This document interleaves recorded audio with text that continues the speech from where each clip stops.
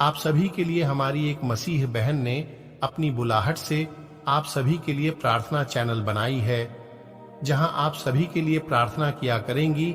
आप सभी वहां जाइए और प्रार्थना सुनिए और प्रभु की आशीष पाइए। चैनल का नाम है पूर्णिमा मसीही प्रार्थना। जय मसीह की।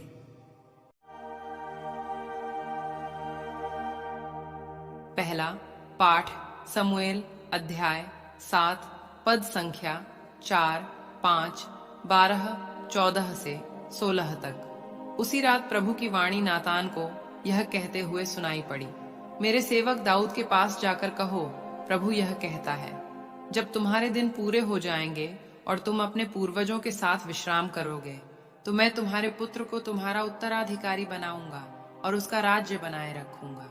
वही मेरे आदर में एक मंदिर बनवाओगे और मैं उसका सिंहासन सदा के लिए सुदृढ़ बना दूंगा। मैं उसका पिता होऊंगा और वह मेरा पुत्र होगा। इस तरह तुम्हारा वंश और तुम्हारा राज्य मेरे सामने बना रहेगा और उसका सिंहासन अनंत काल तक सुदृढ़ रहेगा। यह प्रभु की वाणी है। ईश्वर को धन्यवाद।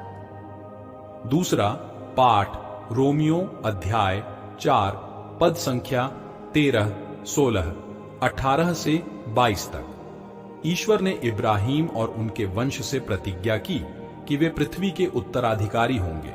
यह इसलिए नहीं हुआ कि इब्राहिम ने संहिता का पालन किया, बल्कि इसलिए कि उन्होंने विश्वास किया और ईश्वर ने उन्हें धार्मिक माना है। सब कुछ विश्वास पर और इसलिए कृपा पर भी निर्भर रहता है। वह प्रतिज्ञा न केवल उन लोगों पर जो संहिता का पालन करते हैं, बल्कि समस्त वंश पर लागू होती है, उन सबों पर जो इब्राहिम की तरह विश्वास करते हैं। इब्राहिम हम सबों के पिता हैं, जैसा कि लिखा है, मैंने तुमको बहुत से राष्ट्रों का पिता नियुक्त किया है। ईश्वर की दृष्टि में इब्राहिम हमारे पिता हैं। उन्होंने उस ईश्वर में विश्वास किया जो मृतकों को पुनर्जीवित करता है और जो नहीं है उसे भी अस्तित्व में लाता है। इब्राहिम ने निराशाजनक परिस्थिति में भी आशा रखकर विश्वास किया और वह बहुत से राष्ट्रों के पिता बन गए, जैसा कि उनसे कहा गया था, तुम्हारे असंख्य वंशज होंगे। इस विश्वास के कारण ईश्वर ने उन्हें धार्मिक माना है। यह प्रभु की वाणी है। ईश्वर को धन्यवाद। सुसमाचार संत मत्ती अध्याय 1 पद संख्या 16, 18, 21 से 24 तक। याकूब से मरियम का पति यूसुफ और मरियम से ईसा उत्पन्न हुए, जो मसीह कहलाते हैं। ईसा मसीह का जन्म इस प्रकार हुआ। उनकी माता मरियम की मंगनी यूसुफ से हुई थी, परंतु ऐसा हुआ कि उनके एक साथ रहने से पहले ही मरियम पवित्र आत्मा से गर्भवती हो गई। उसका पति यूसुफ चुपके से उसका परित्याग करने की सोच रहा था, क्योंकि वह धर्मी था और मरियम को बदनाम नहीं करना चाहता था। वह इस पर विचार कर ही रहा था कि उसे स्वप्न में प्रभु का दूत यह कहते दिखाई दिया, यूसुफ दाऊद की संतान अपनी पत्नी मरियम को अपने यहां लाने में नहीं डरे, क्योंकि उनके जो गर्भ है वह पवित्र आत्मा से है। वे पुत्र प्रसव करेंगी और आप उसका नाम ईसा रखेंगे, क्योंकि वे अपने लोगों को उनके पापों से मुक्त करेगा। यूसुफ नींद से उठकर प्रभु के दूत की आज्ञा अनुसार अपनी पत्नी को अपने यहां ले आया। यह प्रभु का पवित्र सुसमाचार है। हे ख्रीस्त, तेरी स्तुति हो। मनन चिंतन।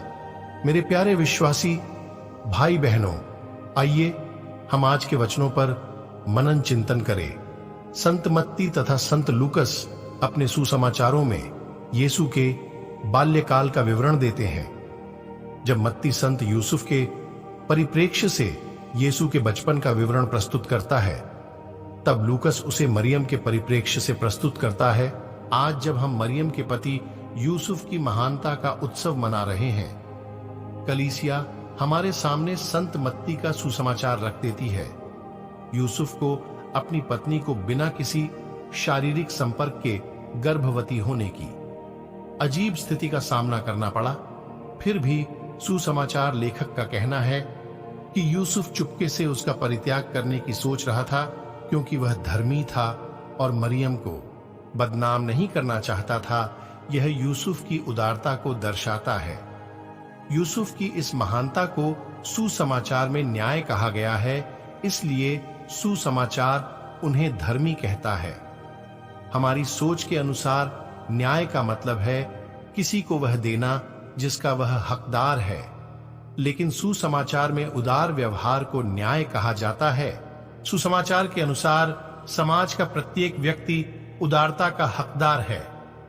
प्रभु यीशु चाहते हैं कि हम दूसरों के साथ अपने व्यवहार में नेक और कोमल बने, तभी हम उदार बन सकते हैं। इसलिए यीशु हमसे कहते हैं, मुझसे सीखो, मैं स्वभाव से नम्र और विनीत हूं। मेरे प्यारे विश्वासी भाई बहनों, आज के वचन को आप भी अपने जीवन में जरूर अपनाएं। आप सभी भाई बहनों को परमेश्वर आशीष तथा शांति प्रदान करे। आमीन।